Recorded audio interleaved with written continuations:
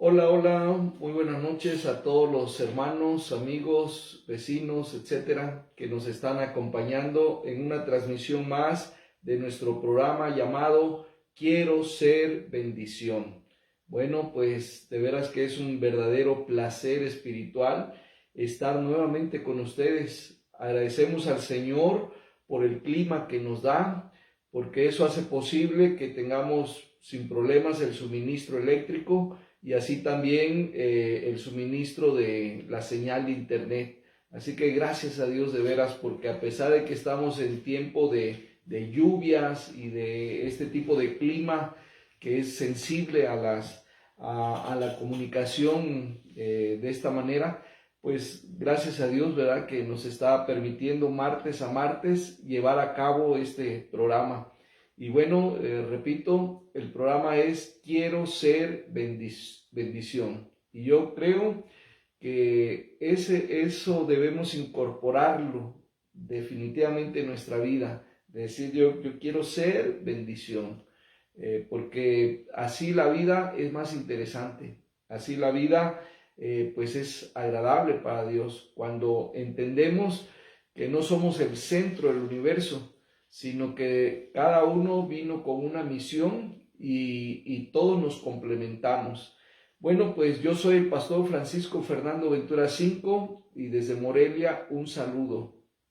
Miriam Montoya, hermana de ustedes y amiga para servirles y apoyarles en lo que podamos. Pues quiero agradecer al pastor José Piña, que esta mañana vino a Morelia a una junta de la convención regional y me trajo pan de Tangancícuaro. Nunca lo he probado, no lo he probado, me he aguantado con las ganas para que en la noche, después del programa, un rico cafecito con ese pan de Tangancícuaro, muy famoso, y unas corundas también. Así que gracias, pastor José Piña, y si quieren salir aquí en el programa con esos saludos, empiecen a mandar que miel, que esto, que lo no se crean, ¿verdad? Gracias a Dios, porque simplemente si oran por nosotros, ya nos damos por bien servido, con que ustedes estén orando por nosotros, porque siempre el enemigo ataca y contraataca y necesitamos ser cubiertos por la oración, la atmósfera de la oración. Bueno, pues el tema de esta noche es un tema muy interesante, como los que hemos visto hasta acá. Este tema lo he llamado cobardía versus valentía. Esto es como contrastar la honestidad con la corrupción, como contrastar la justicia con la injusticia o la bondad con la maldad. Así es este tema de cobardía versus valentía. Enfocándonos a este tema de la cobardía, ¿Dios hizo a alguien cobarde? Es una pregunta para todos. ¿Dios hizo a alguien en el pasado, en el presente, o todavía quien nacerá en el futuro? ¿Será que Dios hizo a alguien o a un grupo o a un número determinado de personas con esas características de ser cobarde? ¿Qué piensan? Ya vi que muchos respondieron que no, ¿verdad? Dios no hizo a nadie. Fíjense, de tantos seres humanos, contando a los del pasado, del presente y del futuro, con tantos seres humanos, con una gran población mundial, no hay uno solo al que Dios haya hecho cobarde. No hay uno solo. Todos somos valientes, o por lo menos Dios nos hizo valientes, con esa característica, con esa dinamita, con ese elemento. ¿Por qué? Porque fuimos hechos a su imagen y a su semejanza. Y Él es valiente, por supuesto. La cobardía es una enfermedad del alma, es una enfermedad que nosotros la generamos y que nos favoreció, por decirlo así, el hogar, los problemas de familia, la sociedad, los hábitos en la familia que se vienen arrastrando desde los tatarabuelos. Bueno, todo eso, ¿verdad?, ha enfermado nuestra alma, nuestro espíritu, si es que somos cobardes. La cobardía es una enfermedad del alma, no es algo que Dios nos haya dado, es algo que nosotros buscamos, inclusive fomentamos o seguimos fomentando, pero esperamos que en esta noche suelten ese problema de la cobardía y tomen o retomen el camino de la valentía. Bueno, pues hay ciudadanos cobardes y miren, no todas las sociedades o comunidades o localidades son iguales. Digamos, Morelia no es igual a Mérida. Mérida no es igual a Tijuana. Tijuana no es igual a Monterrey. Monterrey no es igual a Guadalajara. Y ninguno de estos lugares o ciudades es igual a la Ciudad de México. Cada localidad, cada ciudad, cada país, cada continente tiene sus propios rasgos de personalidad social, cultural. Cada localidad es diferente. Y hablando de este tema de la cobardía, es por eso, miren, si analizamos el asunto de la basura, si analizamos el asunto del transporte público, si analizamos el asunto del agua potable y otros servicios, en cada ciudad, aunque sea la misma empresa en toda la nación o en todo el mundo, por decirlo así, aunque sea la misma empresa, en cada localidad es diferente las cosas. Por ejemplo, ¿en qué ciudad no se tiene un sistema de recolección de basura? Pues en todas las ciudades, hasta en las más pequeñas, pero no en todas es igual la recolección de basura. Miren, a nosotros nos tocó vivir en el Estado de México y ahí ya no, yo espero que ya no recolecten la basura como lo hacían en el tiempo que vivimos. Y no les estoy hablando de que hace 20 años, hace 30 años vivimos en el Estado de México. No, tiene como 10 años. Y o sea, no tiene mucho tiempo. ¿Y cómo recolectaban la basura ahí? Pues con carretones guiados por caballos. O sea, no sé cómo llamarle a esos carruajes que son empujados por caballos, por burros, por mulas. Entonces, de esa manera, pero una manera inhumana, sobrecargaban ese carrito, ese remolque, lo sobrecargaban y pobre animales.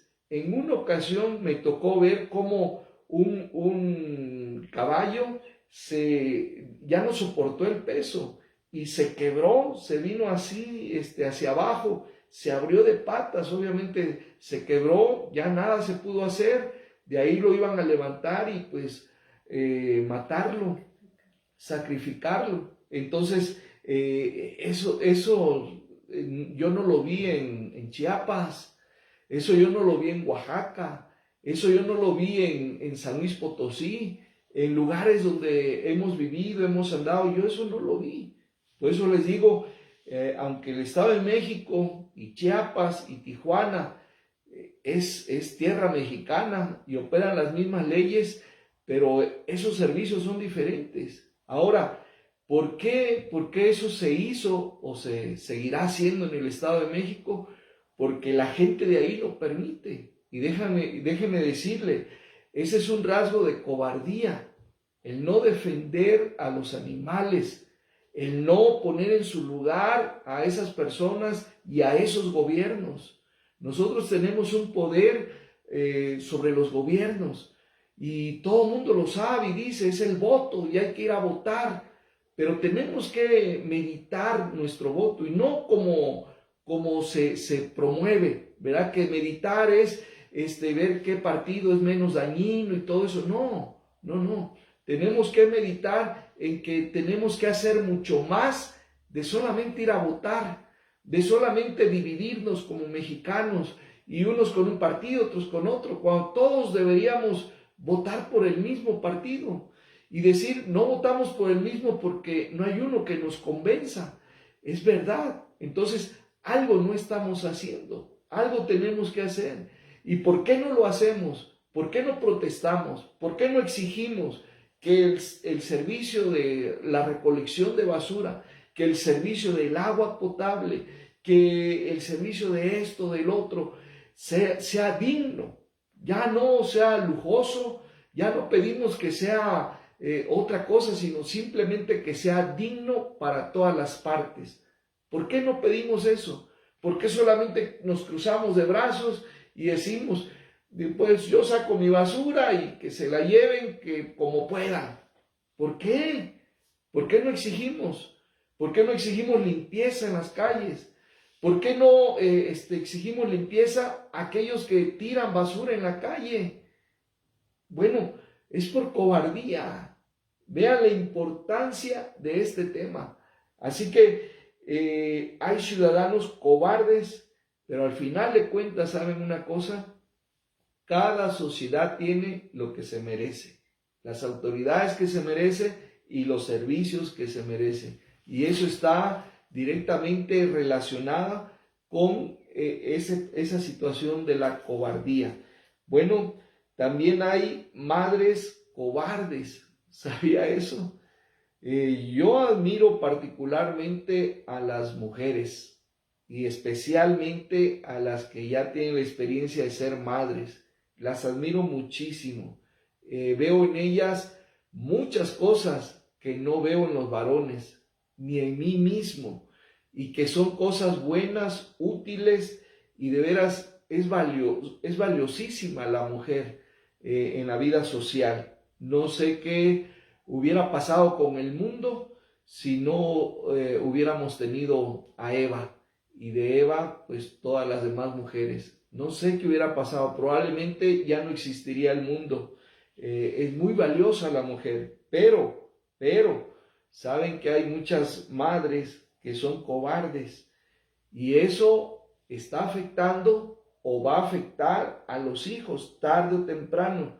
Los va a afectar en que esos niños no van a alcanzar su propósito en la vida por la cobardía de la mamá. ¿Por qué digo esto? Porque hay muchos hogares donde hay problemas en el matrimonio y obviamente con los hijos también, porque el varón es un vicioso, o tiene el vicio de la droga, o tiene el vicio del alcoholismo, o tiene el vicio de andar con otras mujeres, o etcétera. Entonces, y la mamá no protesta, no pone en su sitio a ese varón, y desde una vez que le tomó el pelo, como decimos en Chiapas, ya ese varón va a continuar así por el resto de su vida, y hasta que esa mujer se arme de valor, de valentía, hasta entonces va a sentar a ese varón y va a hacer que ese varón se comprometa a ser responsable. Pero así como hay ciudadanos cobardes, así hay madres cobardes, así hay también, déjenme decirle, varones cobardes, ¿sí? No por ser hombres son machos, no por ser machos son valientes, no. Hay mucho varón que es cobarde y podemos decir los que no trabajan son cobardes. Los varones que dejan que la mujer, que X traiga los ingresos y ellos no trabajan, ellos se vuelcan al vicio, es cobardía en esos varones. Y esa cobardía en esos varones hacen que nunca lleguen a tener una mujer que pueda cumplir el papel de ayuda idónea. Y se pueden quejar, es que yo no tengo una mujer que sea mi ayuda idónea.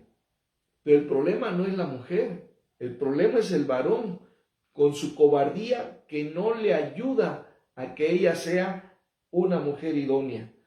Y por último, para continuar con mi esposa, por último, hay creyentes cobardes también. Aquellos que uno les está diciendo, hermanos, vengan a los cultos de oración. Aquellos que uno les está diciendo, hermanos, el culto empieza a las 7 de la noche o empieza a las 10 de la mañana. Y no lo hacen, hermanos. Se puede decir es indisciplina, se puede decir es falta de compromiso, pero en el fondo, psicológicamente, hermanos, y espiritualmente, es cobardía. Tienen cobardía de distinguirse por la puntualidad. Tienen cobardía de distinguirse por fieles colaboradores. Aquellos hermanos que uno los está invitando a ayunen, y no quieren ayunar es por cobardía. Tienen miedo, tienen falta de valor de que el Señor va a estar con ustedes. No los va a dejar y van a poder cumplir con el ayuno. Entonces se dan cuenta, hermanos. Y por eso, así como decía de la basura, así son las sociedades, así también las iglesias, donde hay mucha gente cobarde que no le entra las cosas buenas, que no se compromete con el Señor y con la iglesia. Pues esas iglesias pobres, ¿verdad? Pobres esas iglesias. La iglesia pobre no es la iglesia que no tiene dinero. La iglesia pobre es la iglesia que está llena de gente cobarde, que no quiere aceptar los retos del reino de Dios. Así es. Vamos a hablar del perfil de la cobardía. Y vamos a ver que el cobarde se convierte en un sirviente, en un siervo. Y vamos a ver entonces como primer lugar el perfil la cobardía es sirviente de su codicia. Ese puede ser un perfil, el que sirve a su codicia. Y por lo mismo se constituye pues un sirviente de personas injustas que lo van a manipular. Por la cobardía va a ser manipulado, pero su codicia es más bien quien lo está dominando a esa persona. Y para aclarar un poquito este punto, vamos a ver el caso de Balac y Balaam, que la Biblia nos dice que Balac pues es un rey, ¿verdad?, de una nación pagana, y Balaam es el profeta, un profeta de Dios. Balac quiere atacar a Israel y quiere perjudicarlo, y llama a Balaam para que profetice maldición sobre Israel.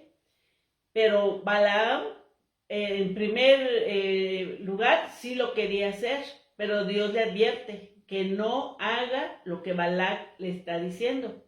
Entonces, Balaam se pone temeroso, ¿verdad?, de no fallarle a Dios, pero su codicia puede más, y al final Balaam no maldice al pueblo de Israel, pero sí le da la clave a Balac de cómo puede hacer que el pueblo peque y de esa manera ofenda a Dios y Dios le dé la espalda. Lo que Balac le está ofreciendo a Balaam es riqueza, dinero, regalos, y Balaam por su codicia se dejó dominar y fue manipulado para algo injusto. Muy bien, también un cobarde es un sirviente no solamente de la codicia, también hay cobardes que son sirvientes del egoísmo, por el cual hacen infelices a otras personas. Una persona egoísta no debería casarse. Una persona egoísta no debería estar en ninguna parte, porque donde esté su egoísmo va a hacer infelices a los demás. Tenemos el caso de Onán. No sé cuántos han leído la historia breve de Onán, que está en el libro de Génesis. Onán fue hijo de Judá. Judá fue hijo de Jacob. Y no voy a echarme la genealogía, ¿verdad? Pero Onán, como referencia, hijo de Judá. Y Judá, es el padre de una de las tribus de Israel, de la tribu de Judá. Entonces, para hacer esa referencia, ¿verdad? Y estamos hablando de allá del tiempo de Génesis. Entonces, Onán fue sirviente de su egoísmo y fue un cobarde porque pues hizo infeliz a su cuñada. Bueno, para todos aquellos que no saben esta historia, tengo que explicar un poquito, ¿verdad? Judá tenía 3 hijos, obviamente el mayor, el sándwich y el menor. Y el mayor es el que se había casado con esta mujer y había muerto joven y había dejado a esta mujer viuda, joven y sin hijo. Y la ley que imperaba en el pueblo de Israel y en ese tiempo era de que estando así las cosas, entonces la viuda iba a pertenecer al siguiente hijo, o más bien el siguiente hijo tenía que tomar a la viuda y hacerla su mujer y pues poder darle un hijo, por lo menos un hijo, pero ese hijo iba a ser hijo del finado. Y entonces esa era la ley. Pero Onán dijo, pues venga mi cuñadita, venga la viudita, sí la quiero por mujer. Pero cuando tenían sus relaciones sexuales íntimas, él pues sacaba su miembro y eyaculaba fuera de ella. Y entonces por eso ella no se pudo embarazar jamás. ¿Y por qué lo hacía así? Por egoísta. Porque él no quería tener un hijo aquí en el mundo, pero dárselo a su hermano. Que dijera, pues aunque su hermano ya está muerto, se reconoce que ese niño es de su hermano. Él no quería hacer eso. Por eso, inclusive en medicina, estudian cuando los métodos anticonceptivos, ¿verdad? Para que no haya embarazo, uno de esos métodos y que no, pues obviamente no es muy seguro. En el caso de Onán fue seguro, y se llama onanismo, ¿sí? El onanismo es un método para anticonceptivo, pero obviamente pues tiene sus debilidades, tiene sus fallas. Pero a Onán, de ahí nace, ¿verdad? Ese término de onanismo, de este hombre que se llamó Onán. Y bueno, también tenemos el caso de otro hombre, ahí en Génesis, llamado Siquem. Siquem no era israelita, Siquem era cananita, era de otro pueblo, era gentil. Y él hizo infeliz a la única hija mujer de Jacob, de ese que fue papá de Judá, del que acabo de hablar. Ese Jacob tuvo 12 hijos varones, y cada tribu de Israel pues viene de uno de los hijos, de esos 12 hijos de Jacob. Pero dentro de esos 12 hijos tuvo una niña, una mujer llamada Dina. Y esta muchacha, cuando creció y todo, le llamó la atención no los hombres, sino las mujeres de ese lugar pagano. Y quiso ir a verlas. Y en un día de fiesta, se supone que fue a ver a las mujeres de allá, cómo vestían, cómo se maquillaban, cómo bailaban, etc. Entonces, Siquem le echó el ojo y dijo, esta es la vecina que tiene poco que vino a vivir por acá, y qué bueno que vino a la fiesta. Y ese Siquem era hijo del mero mero de ese pueblo.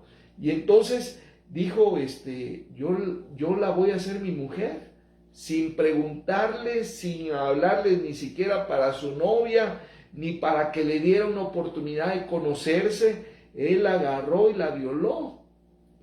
¿Por qué? Solamente porque él consultó con su corazón y dijo, ella me gusta, ella la quiero y no la voy a dejar ir. A lo mejor ya no vuelva a venir por acá, así que esta es mi oportunidad.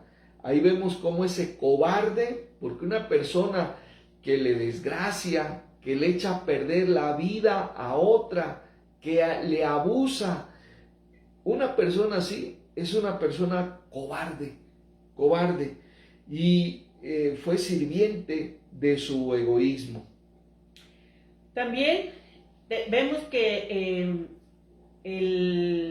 la cobardía sirve a su avaricia y al materialismo.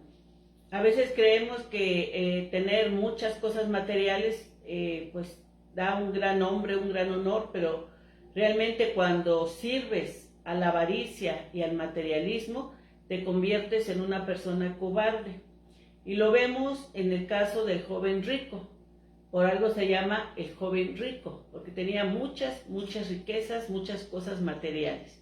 Y él un día se acerca a Jesús y le dice que qué debe hacer para heredar el reino de los cielos. Jesús le dijo que él tenía la ley y que ahí podía entender que es obedeciendo los mandamientos. Él dijo que él había obedecido todos los mandamientos desde muy chico. Jesús lo miró y dijo, bueno, ahora vende todo lo que tienes, dalo a los pobres y ve y sígueme. Y dice la palabra de Dios que en ese momento su corazón se entristeció, ¿verdad? La sonrisa que tenía en su rostro se desvaneció. ¿Por qué? Porque no estaba dispuesto a hacer lo que Jesús le dijo, de entregar todos sus bienes y ayudar a los pobres y seguir a Jesús. Entonces fue sirviente de su avaricia, de su materialismo, y fue lo que le estorbó para ser una persona valiente de seguir lo que Jesús le estaba indicando. Ananías y Zafira fue un matrimonio que existió en los tiempos de la primera iglesia sobre la tierra, la primera iglesia cristiana de Cristo el Salvador fue allá en Jerusalén, después de la muerte y resurrección de nuestro Señor Jesucristo, liderada por los apóstoles. Entonces, en ese tiempo, en ese contexto histórico, está Ananías y Zafira, así se llamaban, ¿verdad? Ananías, el varón, y Zafira, la mujer. Y bueno, ellos se caracterizaron por su falta de temor de Dios. O sea, no fueron temerosos de Dios, sino todo lo contrario. Estaban dentro de la iglesia y participaban hasta económicamente con la iglesia, pero perdieron la vida porque no tuvieron temor de Dios, no fueron temerosos de Dios. Ellos pues vieron cómo Bernabé vendió una propiedad que había sido su herencia de sus padres, y un judío, una herencia, la conserva toda la vida. Pero el amor de Bernabé, un hermano también que vivió en ese tiempo en la iglesia primitiva, que fue compañero de Pablo en el primer viaje misionero, bueno, ese varón, ¿verdad?, dijo, ¿cómo es posible que yo me quede con mi propiedad, con mi herencia, toda mi vida, viendo sufrir a tantos hermanos en la iglesia? Porque el imperio romano atacó con un emperador y luego moría ese y venía otro, y también venía con odio, con rencor, atacando a la iglesia de Cristo, queriéndola desaparecer, yendo en contra de la iglesia, y entonces les quitaba trabajo, les quitaba propiedades, los metía a la cárcel, etcétera, etcétera. Entonces, muchos hermanos habían quedado en la pobreza, y entonces Bernabé dijo, ¿cómo es posible que yo voy a tolerar eso? Así que yo vendo mi propiedad, y aunque sea herencia, no la puedo conservar toda mi vida, no puedo seguir viendo a los hermanos que sufren. Entonces vendió esa propiedad, y todo ese dinero del importe de esa venta la llevó a los apóstoles y les dijo, miren, en esto vendí mi propiedad, ustedes que conocen mejor las necesidades de las ovejas, compren o denle lo que sea, pero aquí está todo el dinero, les estoy dando el 100% de la venta. Ahí está en la Biblia. Pero Ananías y Zafira pues al ver que todos los hermanos empezaron a decir, gloria a Dios, aleluya, qué bueno Bernabé, y empezaron a llorar y a gozarse y a celebrar esa actitud de amor, de compasión de Bernabé, este matrimonio pues dijo, oye, qué bonito se ha de haber sentido Bernabé, ¿por qué no hacemos algo parecido? No igual, pero parecido. ¿Por qué no vendemos aquel terreno y se lo traemos también a los apóstoles? Solamente que nosotros no vamos a ser tontos de dar el 100%. Nosotros vamos a creer que estamos dando el 100%, pero no, vamos a dar el 60%. Y nos vamos a quedar con un 40%. Y los dos dijeron, sí, hay que hacerlo así. Así piensa y así resuelve las cosas una persona o un matrimonio que no tiene temor de Dios. Y ellos no tenían temor de Dios. Entonces, así lo resolvieron. Porque un cobarde, ya sea persona o matrimonio, es sirviente de su falta de temor a Dios. No puede decirle que no puede darse cuenta de la gravedad del asunto, de la gravedad de su pecado. Y bueno, ustedes saben en qué terminó esto, en que los dos murieron ese día que llevaron el dinero con Pedro. Pedro no sacó espada, no sacó ningún arma, simplemente les dijo por su mentira, por su pecado, ahora mueren. ¿Por qué? Porque estaban actuando sin el temor de Dios, porque esa actitud iba a traer una ruptura a la unidad, a la fraternidad, al amor, a las buenas intenciones, a los buenos valores. Esa falta de temor de Dios en esta gente iba a causar problemas en el reino de Dios. Y por eso dijo, ya con esto es suficiente, ya no pueden seguir vivos. Y murieron ahí en la presencia de Pedro. Y bueno, pues esto es así, continuamos. Un cobarde también es sirviente de su corrupción. Fíjense, cómo alguien puede servir a lo corrupto y esa es una persona cobarde. Y lo vemos en el caso de Pilato. Pilato, aquel gobernador que enjuició a Jesús cuando lo acusaron, ¿verdad? Ya estaba casi camino a la crucifixión y lo llevan ante Pilato.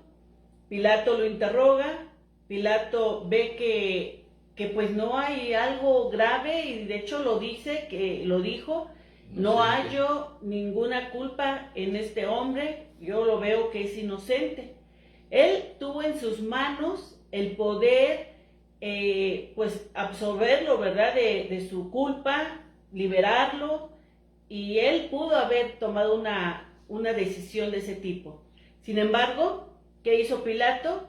Dice la palabra de Dios que se lavó las manos y dijo, pues no quiero lío con el pueblo, no quiero lío con mis otros compañeros gobernantes, ni con los que están más arriba, no quiero problemas, y se lavó las manos y entregó a Jesús a todos los que lo andaban acusando para llevarlo a la muerte.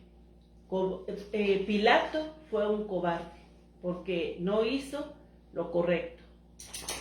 En el tiempo del profeta Elías habían 7,000 personas, 7,000 israelitas que no habían doblado sus rodillas ante Baal. Eso significa que no se habían dejado arrastrar por la idolatría de Jezabel, de Acab y de toda esa gente que cayó en idolatría. 7,000, imagínense, para un pueblo, pues 7,000 son pocos, pero finalmente 7,000 son 7,000, ¿verdad?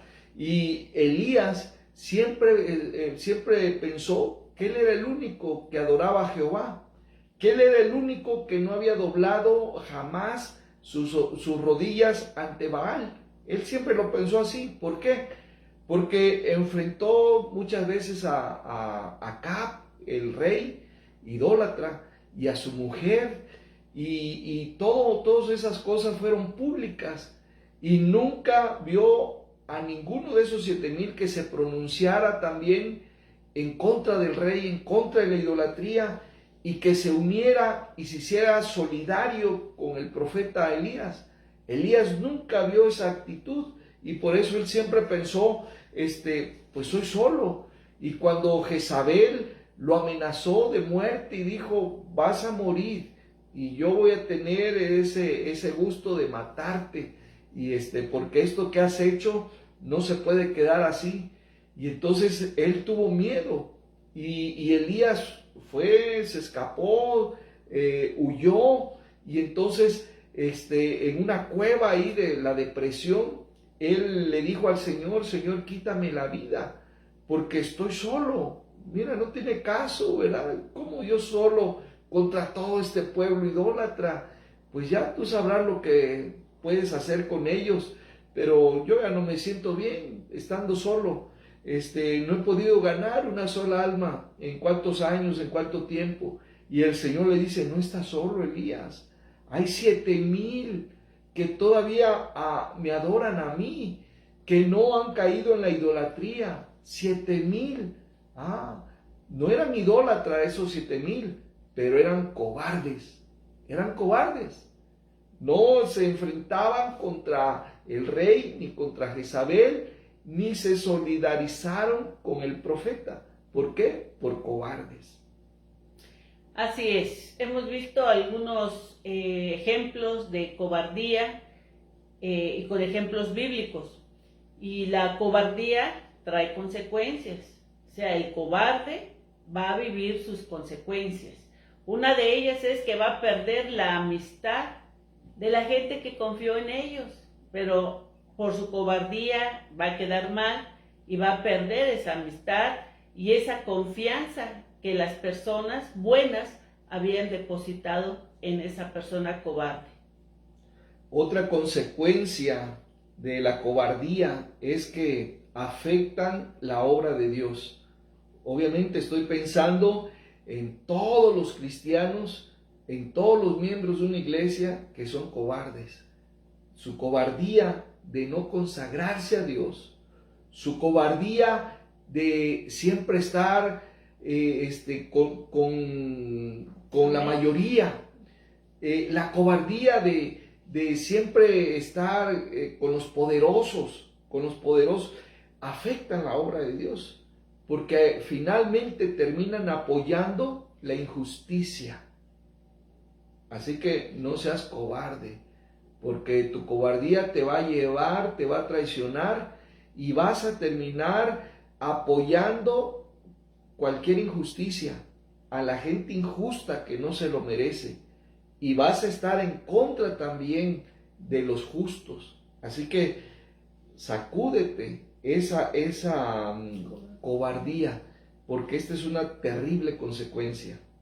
Así es. Otra consecuencia es que terminan mal o se suicidan, como lo hizo Judas, cobarde, ¿verdad? Cuando se dio cuenta de todo lo que había pasado, en vez de arrepentirse, ¿verdad? En vez de humillarse ante Dios, mejor fue y se quitó la vida. Un acto de cobardía. O los matan, o terminan solos, como en el caso de Ananías y Zafira, terminó muerto. En el caso de el joven rico, pues no heredó el reino de los cielos. Y como en el caso de Siquem, que hablaba mi esposo que había violado a Dina, él murió y todo su pueblo, porque Israel, los hijos de Jacob, se vengaron y mataron no solo a Siquem, sino a todos los varones del pueblo. Igualmente, ¿verdad? En el caso de Onán, Dios le quitó la vida por lo que estaba haciendo. Entonces, consecuencias de la cobardía es que al final van a terminar mal, se van a suicidar, los van a matar o van a quedar totalmente solos. Decíamos al iniciar esta enseñanza que el tema es cobardía versus valentía. Así que hemos agotado la parte de la cobardía y ahora lo vamos a contrastar con la valentía. el opuesto. Y tenemos grandes ejemplos en la Biblia de personas valientes que con esa valentía honraron y bendijeron y glorificaron el nombre del Señor. Uno de esos grandes ejemplos fue una mujer llamada Ruth, que por cierto no era israelita, sino moabita, de donde era el rey Balac. Entonces Ruth es admirable por muchas cosas, pero una de ellas por su valor. Tan solo en el capítulo 1, después de que muere su suegro, muere su cuñado, muere su esposo, y se quedan las puras mujeres, 3 mujeres, su suegra, su concuña es, ¿no? Sí. Y ella. Esas 3 mujeres se quedan solas, ya sin respaldo de un varón, y entonces pues le toca a Noemí decir, pues ¿qué hago acá? Si ya no tengo razón de estar en este pueblo. Además, Dios ha bendecido a mi pueblo, y en Belén ya hay trabajo, en Belén ya hay cosechas, en Belén ya hay pan. ¿Qué hago acá? Tengo que regresar allá. Y entonces le dice a sus nueras, ¿saben qué? En tantos días, pues nos vamos a separar, yo regreso a mi pueblo, les agradezco todo el tiempo que fueron mi familia, pero pues esto aquí se va a acabar, ya no puede continuar así. Y fue donde Ruth le dijo, no suegra, no me ruegue que la deje y que me aparte de usted, porque a donde quiera que usted vaya, yo iré, y donde quiera que usted viva, yo viviré. Su pueblo será mi pueblo, y su Dios será mi Dios. ¡Qué valor! ¡Qué valor! Cuando una persona sale de su cascarón, deja su tierra natal por estudios, por trabajo, por lo que sea, ¿verdad? Pero algo bueno, por supuesto, ¿no? Es una persona valiente. Y porque hay mucha gente que puede salir a explorar otros territorios, que puede encontrar la victoria, la grandeza, la prosperidad en otros lugares, pero por decir, es que ¿cómo voy a dejar mi tierra? ¿Cómo voy a dejar mi cascarón? ¿Cómo voy a dejar aquí a mis padres y a mis tías y a mis hermanos y yo me voy a ir bien re lejos? ¿Cómo? Es cobardía, porque esta Ruth dijo, desde que me casé, ya me casé con esta nueva familia. Amo a mi madre, amo a mi padre, amo a mi patria, pero afortunadamente me casé con esta gente que me ha dado algo que no me dio mi familia.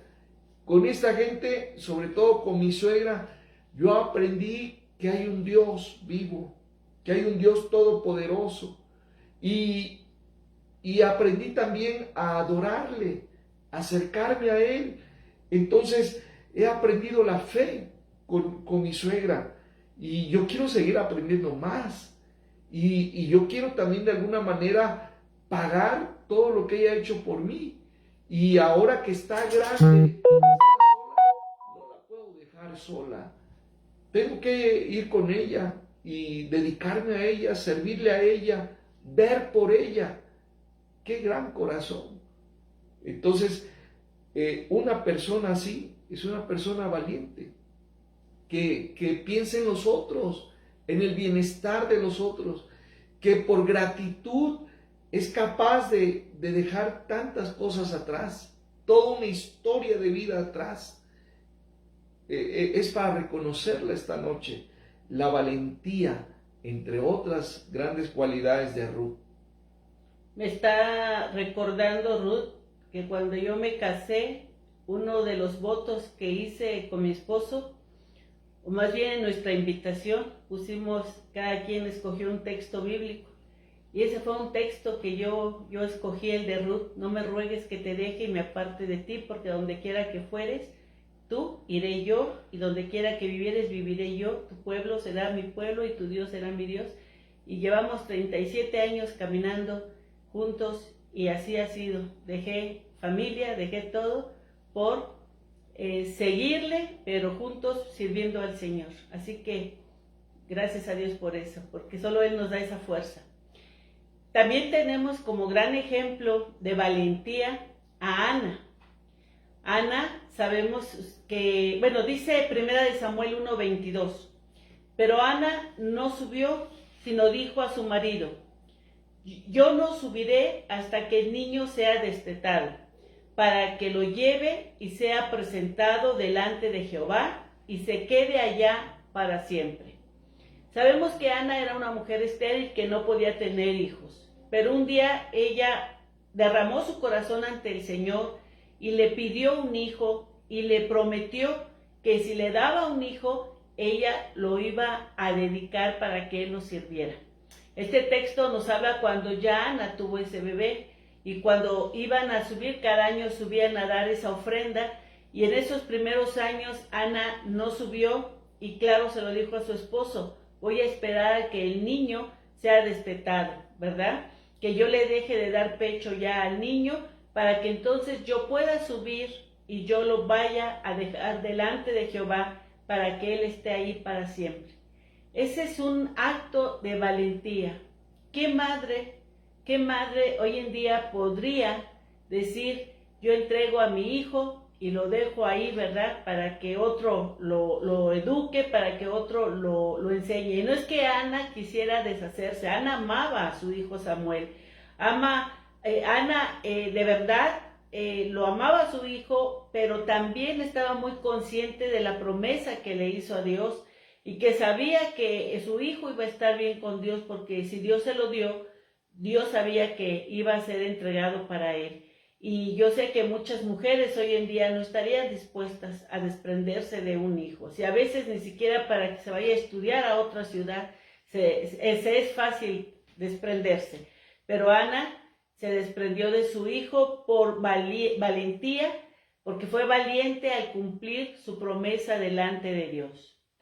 María de Betania fue otra mujer que vale la pena mencionarle esta noche en esta enseñanza de la valentía. ¿En qué mostró María de Betania su valentía?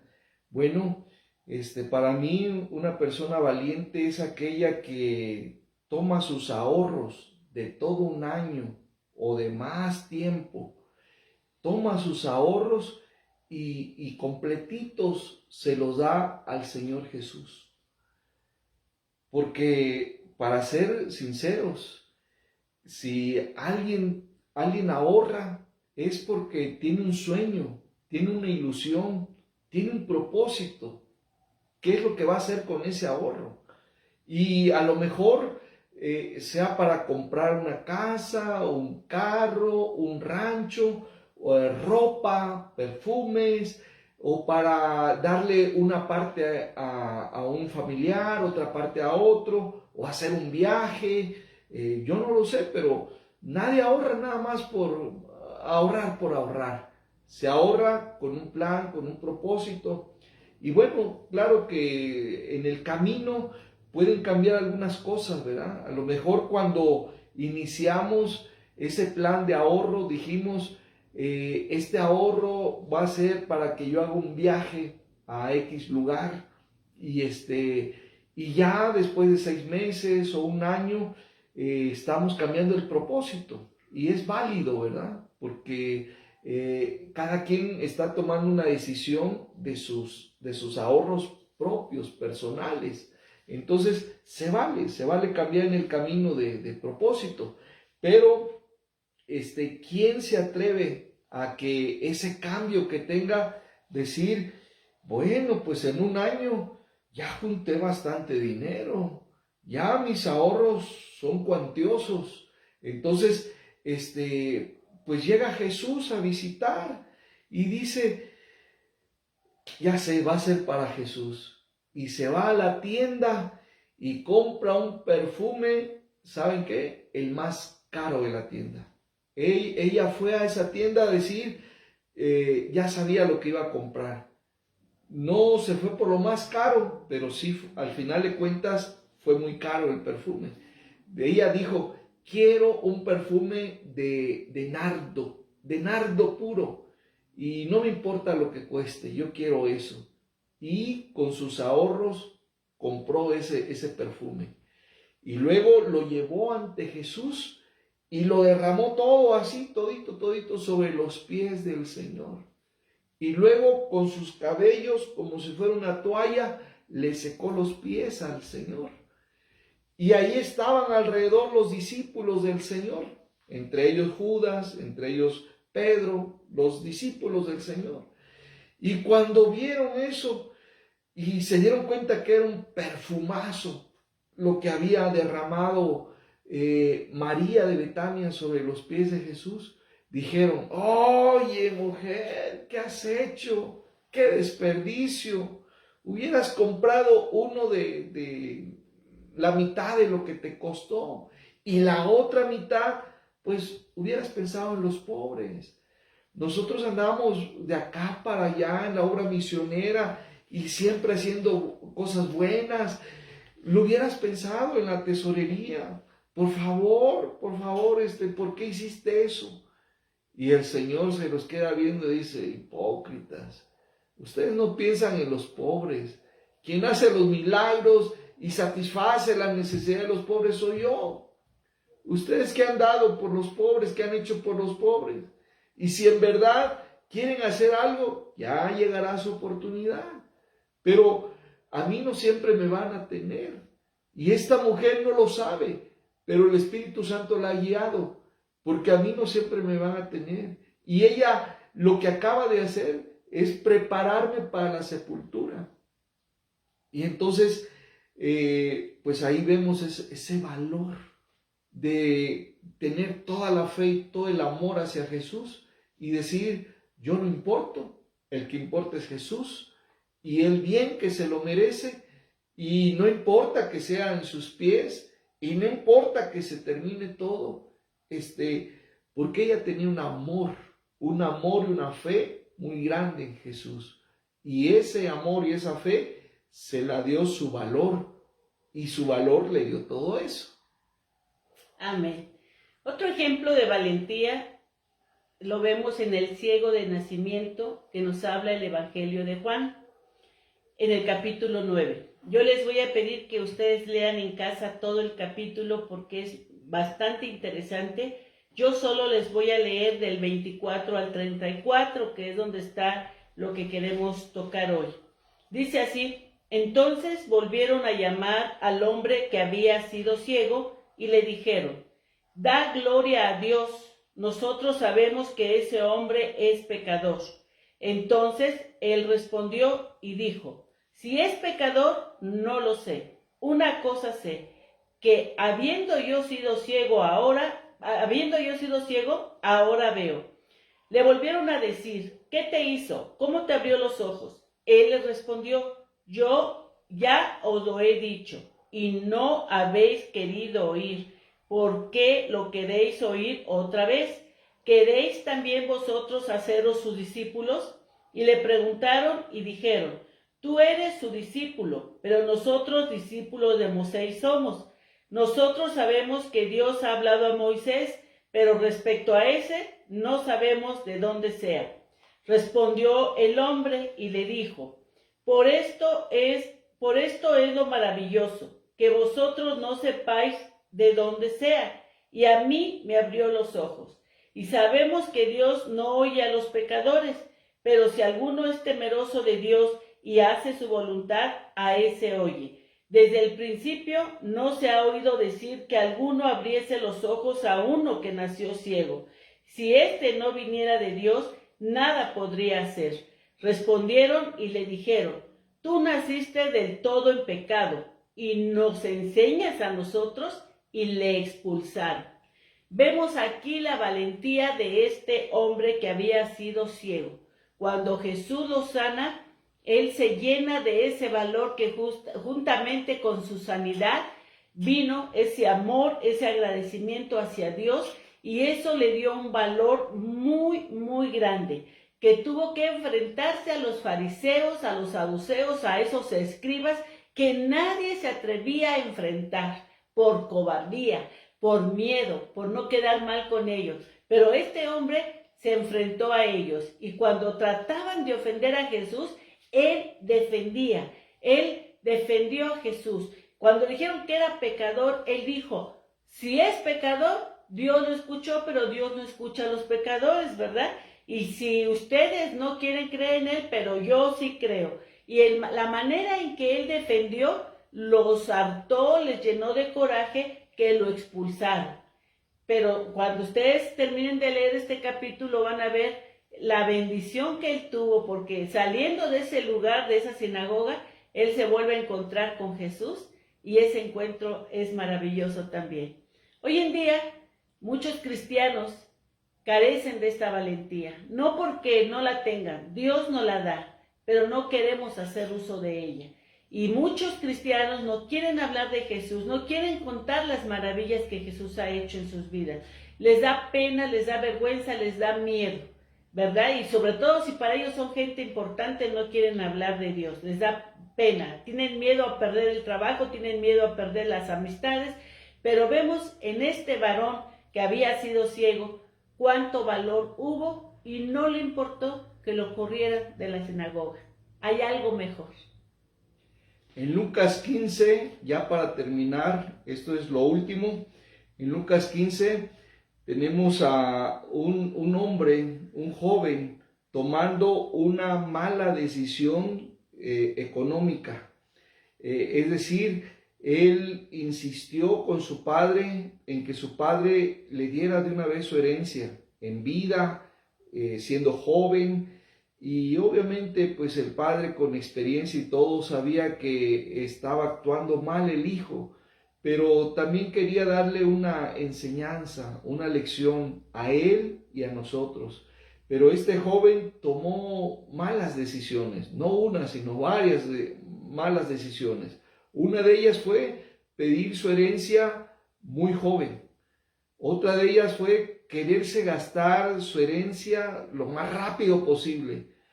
Y así podemos enumerar varias malas decisiones, que todas estas malas decisiones lo llevaron a perder esa herencia y como no sabía trabajar, pues a cuidar puercos y lo maltrataban y no le daban de comer y entonces deseaba saciarse, dice el versículo 16, deseaba llenar su vientre, tenía hambre de las algarrobas que comían los cerdos, pero nadie le daba.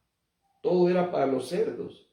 Y estando en esa condición de humillación, dice, volviendo en sí, reflexionando, dijo, ¿cuántos jornaleros hay en la casa de mi padre que tienen abundancia de pan y yo perezco de hambre?